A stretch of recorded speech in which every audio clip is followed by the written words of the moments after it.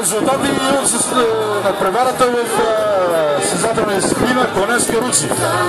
Клоненска Руци има двама участника и разбира се две награди ще има. Двама участника, две награди с номер на поред. Значи Веска, коня Веска, Велко Баков Асенов. Клоненска Руца печели призово място и втория Клоненска Руца, който печели призово място е коня Марта Александър Николов. Александър Николов с Марта, това е всъщност втората комбинация от Клоненска Руца, който печели наградния фонд в дисциплината на превара Клоненска Руца. Застани да снима!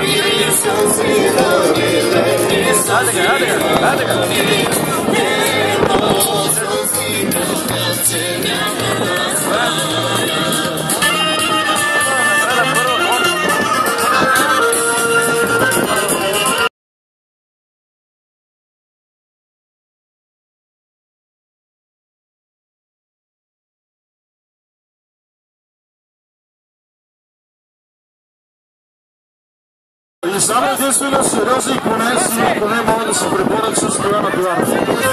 Единствено само коне, които са с огромна мощност и добър покрив, както се казва.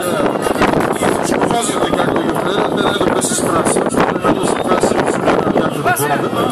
А другите, които означава, че някой застане с неговата лична кола, която естествено не е болит от Формула 1, до някаква Формула 1 и се опитва да направи нещо повече.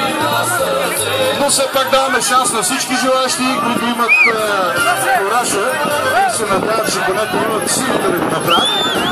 Абсолютно всеки има право и възможност, даваме си шанса да пробва своя